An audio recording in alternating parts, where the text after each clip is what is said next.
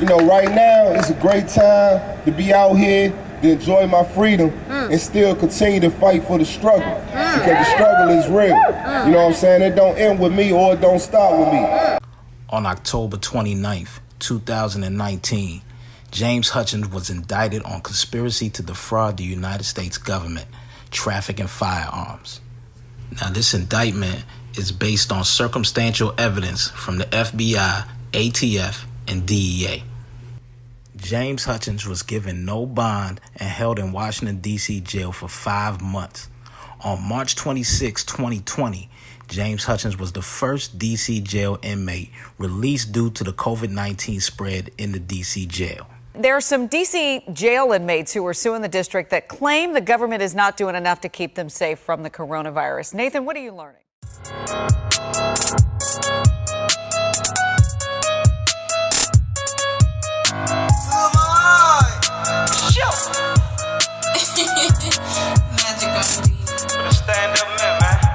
Tough times don't last, tough people do. Times harder than the concrete that be under my shoe. I talked to Booby, he just got out the shoe.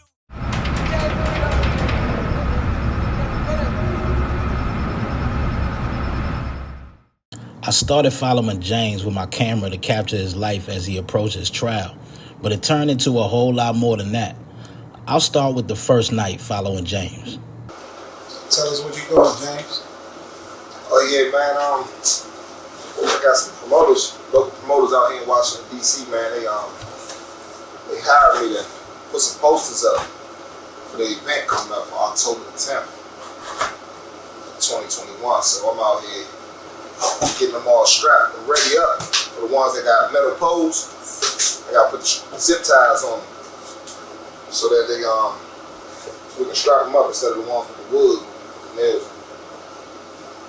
So they got me out of retirement, really. So they got you out of retirement. Tell the folks what you mean by that. You know, I used to have a promotional company from 2005 until 2011.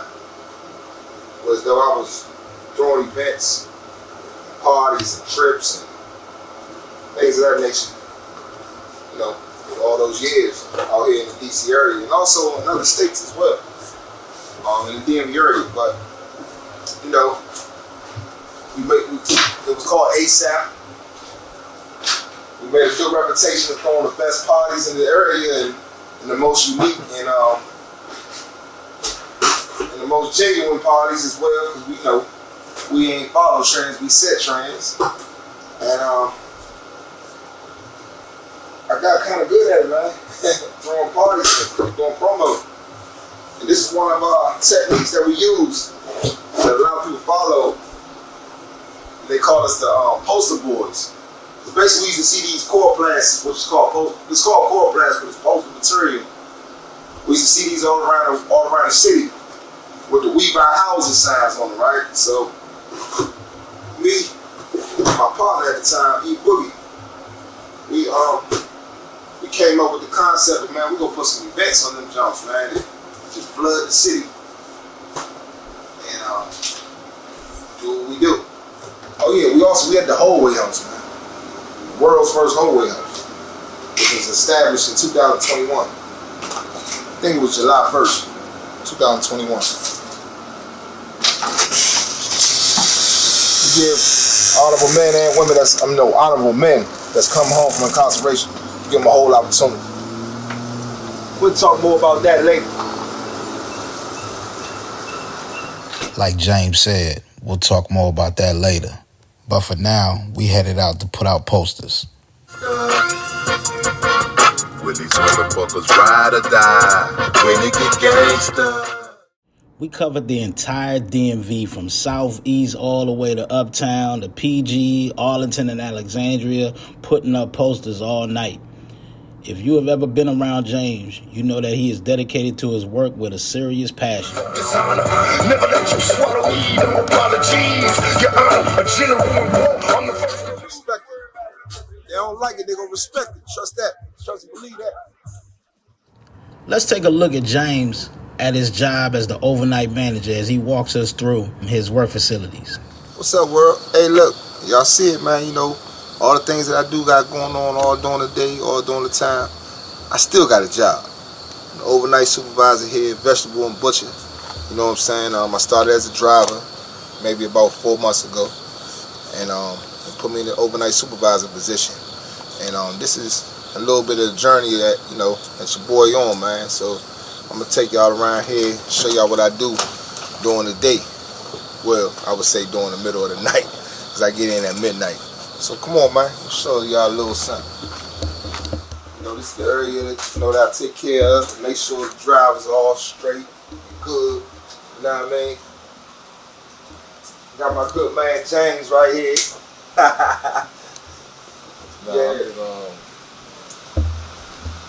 This is the area where all this, man, it's usually packed in here. Today's just Friday, so it ain't too bad. But it's usually like 40 drivers that I gotta oversee. But now, today, it's only 11 drivers. So, this is the area right here. They do all the cooking at, you know what I'm saying? Where they are, they pre-made meals. Whereas though, we have drivers that deliver these meals, man, these healthy foods. These healthy foods, you know, go to different people's houses before 7 a.m. before they go to work. And we just leave them at their houses, give them what they need, and have a good day. You know what I'm saying? So, you know, got different drivers that do that. That's what I got to supervise. Make sure the driver's good. And trust me, man. And trust me, man. A 7-time fella. And trust me. Trying to change the narrative of that, y'all. James not only got a job, but through his hard work, he became the overnight shift manager. Now that says a lot when a company can trust you with leadership responsibilities, especially when you're a convicted felon. Then also, man, I got a couple good men coming home, you know, that, you know, I make sure I got them in here too. And my son, he here too. I got my son working here too. You know what I'm saying? Gotta keep it good for the good man. So we here to change the narrative of how they look at us, man. You know, they look at us as, you know, a threat or a danger to the community, man, but we here to try to raise the community back up and try to help out the others, man. Us guys that's coming home from incarceration. You know what I'm saying? We've been there. We've been caught. So we know the consequences. So now we trying to show the youngins or show the ones that keep going back and forth in and out of the system. That ain't the life, man. That ain't the life no more, man. Get this legit money. Get this, you know, this entrepreneurship stuff going. You know, we all having different resources and different opportunities now as a whole, man. So there ain't no more excuses. You know what I'm saying? It's given to us. They paying for us to go to school.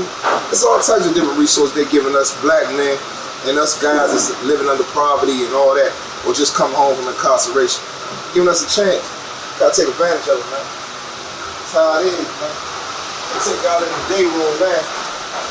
And one thing that is difficult when you coming out of prison, the first thought is how you gonna get some money, and that's a job. You know, most of the time it's a job, or at least it should be, and so it keep us from going back to the streets and the things that we did before. So James being able to find a job, that was one thing, but then to get the job and sit there and use his position as manager to hire convicted felons, to hire some of the people that was involved in his program. You know, James was always thinking about the next man or the next woman, the next person, basically, when his situation is still in need in his situation, but he's still always thinking about the other person. Also, I want to give a shout out to my good man, Monte Pollard, man. He the one that put me in this position to work here. You know what I'm saying? And I cherish that with all honor, man. So if y'all ever see Monte Pollard, man, that's a great man, man. You know what I'm saying? He just like gave me a chance and told me come on the board. And that's where it all started here as far as working. So I just want to say give him a quick shout out, man. And appreciate you, brother, if you watching. You know what I'm saying? We in this together. I know you doing your thing over there where you doing your thing at. You know what I'm saying? And you making it work, man. And you making a good strive of greatness, man. And being legendary and allowing the, you know, you being an example to the others, man. If anybody don't know your story, they need to look you up, man. Monte Pollard, man. Good guy. So yeah, man, I'm about to go back to work. It's all access, man. Appreciate y'all, man. You know what I'm saying? Without y'all, it wouldn't be me. Because y'all motivate to keep me inspired and keep doing what I do. And you know what I'm saying? And keep my head on straight. And then to give others hope. So I'm gone, y'all. How many kids do you have? 8 kids. How old were your kids when you went in? I went in 2012. So my oldest daughter was born in 1998. So what's that? She was 16? 14. Oh, 14. 2012, 1998. Yup. 13, 14 years. 13. Yeah, she was 13. She ain't turned 14 until October the 5th of 2012. So yeah, she was 13 years old. That was my oldest daughter. My youngest son was in his mother's stomach. She was 6 months pregnant when I got indicted. Only support I really had was my mother and my girl. You know, my mother's kids. I mean, my kid's mother, India. But she was going through her case at the same time. You know, she was in my indictment on that indictment. So, you know, she had to do 9 years in jail. I mean, 9 months in jail on a 12-month sentence. So, you know, it was very touching, man. That was a very touching time when we both was in jail. Our kids had to, you know, go to her sister's house and get raised by their aunt. And then also my mother moved in with her sister. So it was basically my mother and her sister were living together out Waldorf, watching the kids while we were both incarcerated.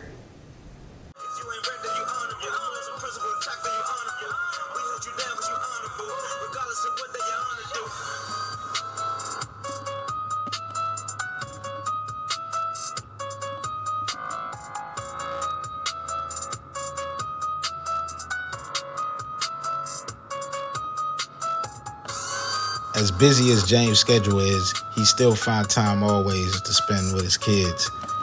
Headed towards his son's football practice right now. So after a long day of running around, still coming out to pick your son up from practice. Yeah, man. Gotta still take care of the daddy duties, man. Even though I got this thing on my ankle, still gotta make it happen. Regardless, feel me? So, you know, at the end of the day, man, just because we go through things don't mean I gotta stop being a father. So I gotta make sure I do what I do as a father.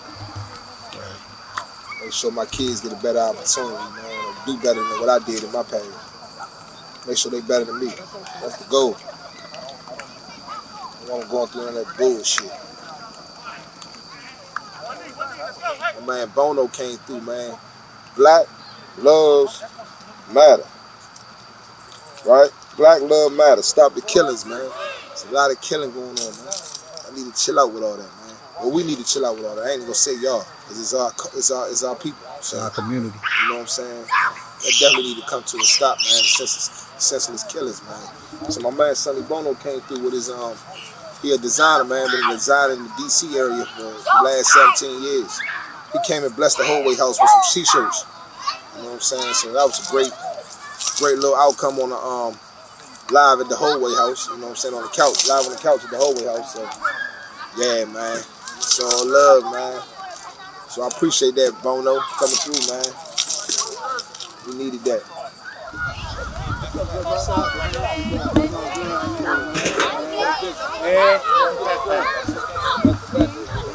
Like, we gotta get on Saturday and Sunday. Yeah, go down. I don't know. We may get on. No. How you don't know what you did? So, you know we got 2 games this weekend. Yeah, I know, Saturday and Sunday. So I could tell you about the struggles with niggas trying to hustle. Growing up in them trenches, you might get into some scuffles. This is Dr. Gregory Hutchings. Dr. Hutchings is James' older brother. He is the former superintendent of Alexandria City Public Schools. He is also an activist as well, being responsible for having Alexandria, Virginia's only high school, T.C. Williams, name changed due to his ties with slavery and racism. Dr. Hutchings has since co-authored a book called Getting into Good Trouble at School, A Guide to Building an Anti-Racist School System. We got the way house. The reason that we have something like this in here is because my brother, he has decided to dedicate his life to others. So you got somebody who has been incarcerated and started Incarcerated Lives Matter. You got somebody who's been locked up out there in the streets, but now helping people get off the streets. So that to me is rehabilitation. That's what's wrong with our prison systems. Our prison systems are causing, especially our black men, to come back into society worse off than they were going in. James's daughter, Jada. He gives me stuff I want, and when I ask for money, he gives it to me sometimes when he want to be nice. And he's just a great father, so I feel like he should not be away from me, and I don't want him to be away from me. James' mother came through to the hallway house and blessed everybody with a meal made with love. Man, I ain't gonna hold you. I wish I had another plate right now. But let me get back on track. Meet James's mother, more affectionately known as Lovey. James is my baby. James is very spoiled. He's always been spoiled because he is the baby. He asked me last night to come and fix him a meal. And that was funny at first. And I was like, so what you want, James? And he was like, macaroni and cheese, collard greens, salmon. I was like, okay. Then, come to find out, I'm going to do it for the whole way house. I'm cooking for everybody. I didn't know that, but that's good too. But I just wanted to say how proud I am of James and what he's doing and how he helps his community. He's always there to help others. But he's always been like that, even when he was younger. He was like that. He liked to help people. Now he's doing his thing, and I'm just very proud of him. The bottom line is this. This man is trying to have a better life. He is taking action to show that. So why not give him a chance? This is what it's all about. We say we put people in prison, we lock them up to come out and do good things and to be better people. Now he's proven that he's being a better person and it's consistent. Give it a chance. And I think that's the issue. We don't give people who have been incarcerated second chances. It's like once you're in, you're pretty much cursed for the rest of your life. You can never get out. We make it so difficult in America that you can't even get ahead. So you go in and you're locked up with no income, with no rules, no structure, no therapy, which black men need therapy, especially if you've gone into some kind of incarceration in a prison where you're trying to live your life every single day and fight for your life every single day. There should be therapeutic services for our incarcerated lives. There should be a way when you come out that you have a job, that you have a place to lay your head, that you have food in your stomach so that you can at least get ahead, that you have clothes on your back, that you can have Medicare or some kind of medical insurance and dental insurance and eyeglasses. I mean, it's just the simple things that we take for granted that when you're taken out of society and you're expected to come back and just act like nothing has happened, we're doing a disservice to them. Martin Luther King said, you can tell a man you can build yourself up and pick yourself up by your bootstraps, but if you don't have bootstraps, how are you going to pick yourself up? That's what happens when these incarcerated people come back out into society. They have no bootstraps. And we telling you to pick yourself up by your bootstraps. That to me is definitely not what America should be standing for. We are punishing them consistently after they've served their time. And it's happening over and over again. So, I'm here at the Hallway House today speaking for my brother as we're doing this documentary on his life so that you all can see what really does happen when people get out, when they're trying to do better.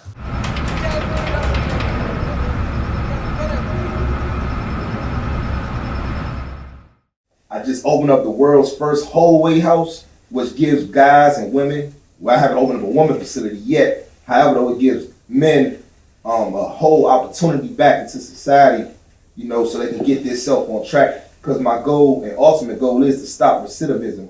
Were you aware of recidivism before you went to prison? Nah, I never knew what recidivism even was a word. I never even knew what recidivism was. When did you learn about recidivism? Actually, when I came home, it was a cat talking about recidivism. I think it was one of them activists or something, man. They were talking about how recidivism. Because I didn't even know what it meant until they explained to me what it was. And it was like, what we call recidivism is to receive the revolving door that most of us African Americans do. And the statistics don't lie. That's what it shows, that we come back to the same spread that we just left in a matter of sometimes days. And from that aspect, man, the whole way house really came because I had a guy that I had already signed up for that was being ordered from a judge to be released to my program, which was called the Welcome Home program. And I was just partnered with another person that had a transitional home.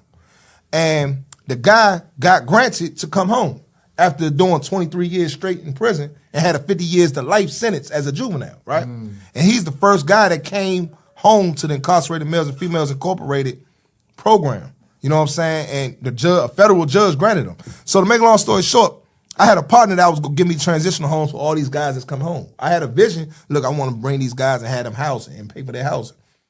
Meet Tyrell Johnson, the first returning citizen that entered into the program that James started with the whole way house. My name is Ty. Just come home June 18 this year, 2021. I served 23 years. Went in when I was 17 years old. I'm 41 now.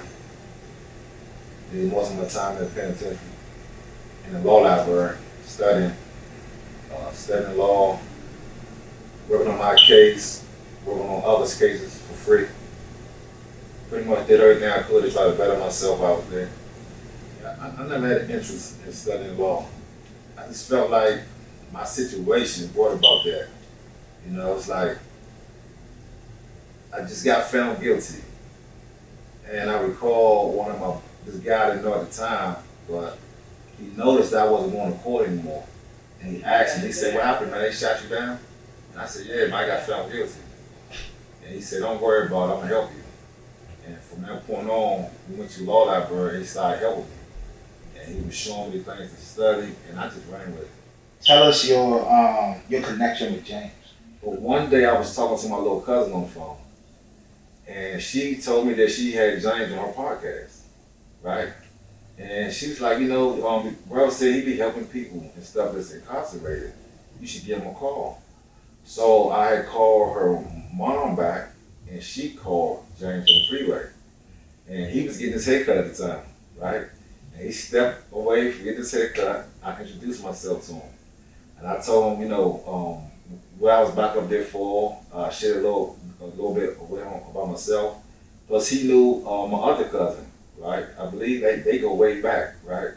So and I asked him, could he help me? Would he be able to help me?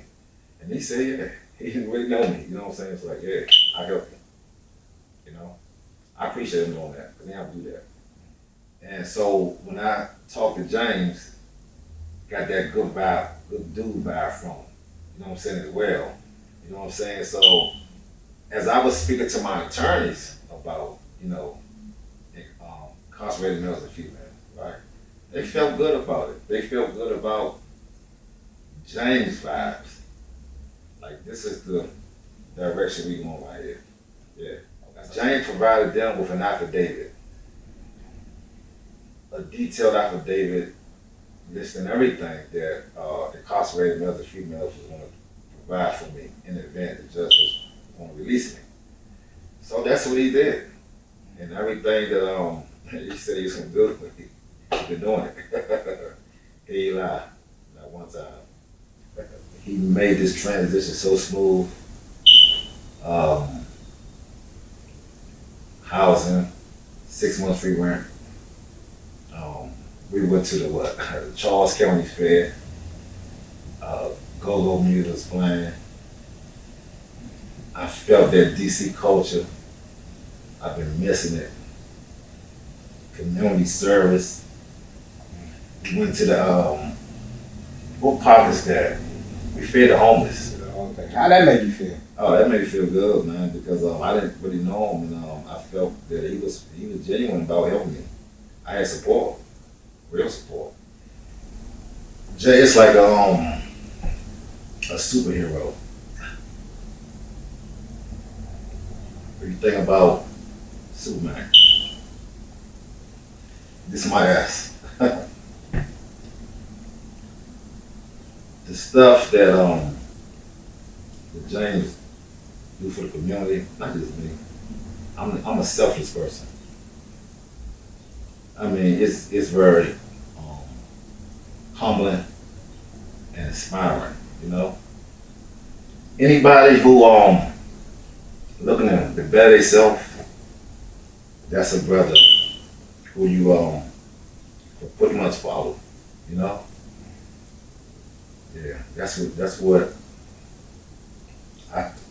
what he means to me, and when I see the impact that he's having on the community. Superhero. In the flesh.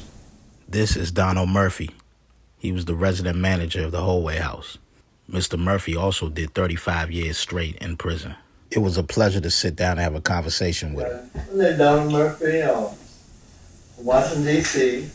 I'm a returning citizen. Came home 2019 after doing a long term. Basically, right now I'm a resident manager of the Holway House for IMF Incorporation. Right, well, tell us, how did you meet James? Well, I met James 2014, 15, I believe. I had came down from up top while I was in correction institution in Virginia, and I came to Haynesville, and that's when I first come in contact with Mr. Hutchings. I'm a very self person. I don't cut into a lot of people, but I ran into a friend of ours, Mr. Stanley Rose. He's a homie of ours, and I knew Stan's family. So Stan introduced me to James. We called him ASAP at that time, but he introduced me to him, and I noticed that he's a settled young man. He didn't mess with a lot of people. He had to stay basically to himself, So that's how I met Mr. James. And then we always, me and him and Stan, we would go to Child. And at that time, we sit down and talk about, things that's going on, life that's going on in the institution, and how things people, the less fortunate people have things, going on in there. So in the midst of Hutchinson, we were sitting down one day and we were just talking, and he said this was something that he would want to look into when he come home. Start something to help stop the recidivism that's going on, or come help the guys that are less fortunate when they go out, So that's exactly what it did. I say maybe a year later, he reached out to me. I got a letter for him, and that's when he had started the project that he was sending guys money, $50 a month coming in. Yeah, so he sent me by surprise. I had no idea, but by surprise he sent it in. Sent me a letter, told me that he had started this program, IMF, Incarcerated Males and Females. System always trying to find a snare and stopping things, people from doing anything. But as for Mr. Hutchings, I seen his character, how he carried himself. Very bright young man, and had an idea and a future. And he came out and started what he said he was going to do. Somehow, I believe he got in touch with me. I said, man, when you come home, and we that friendly greeting and everything. Man, I'm glad you come home. What you doing? He told me what he was doing. About the program. He done got the program started, and IMF program. IMF is the program name, incorporation, but the struggle is incarcerated by math. We get ready to open up. I'm getting ready to get this halfway house and open up this halfway house. I'm gonna bring you in as manager of my house. Be my resident manager. So when he finally got the house situated in front of me, here I am, and I've been here ever since. One thing I say, that his character is overwhelming. But he got a passion for a struggle, and how the inmates are living inside is that was something that was on my mind too. So this struggle that he's doing is pretty much fall in the same line with me and him. He's an honorable man, and I love him like a brother, and I got him. Tell us a little bit about some of the things you gotta, the details that you gotta do just to keep the house running, especially like with a lot of paperwork, so if somebody's coming into the house for the first time, not to stay, but just maybe visiting, what are some of the things that they should expect coming through those doors? Well, one of the main things to expect when they're coming in through the door that's very important, we have a sign in, sign out law. When you come in, you sign in, and we take your temperature when you're coming in because of this COVID thing. You make sure that you're not coming in here because we got the health-wise just for the residents that's here. What about it bringing something from the outside? And periodically, when we sign in and out, we go in and out periodically. We'll come back in and take our temperatures also while we're in here. And basically when somebody come in, we give them a tour of the house. Let them see how the house is or how the house functions, the living quarters. Basically everybody keep their quarters in order. You clean your own room, make sure your room's clean up, or you have cleaned up the house and everything. But most of the time, most of the cleanup, even I make sure that that's done. With the resident, they help. Resident I got that's in here, they have no problem about pitching in and help. They see something need to be done, they'll do it. Trash need to be taken out, that's be done. Bathrooms up to be cleaned, that be taken care of. You make sure that things right. Keep food in the house, make sure that we have food in here. We got a case manager. When like resident come in, she comes. We got an in-house living counselor that be here 24 hours a day. She makes sure she come in and do the intake and the paperwork. And when she passes her paperwork to me, I lock it down.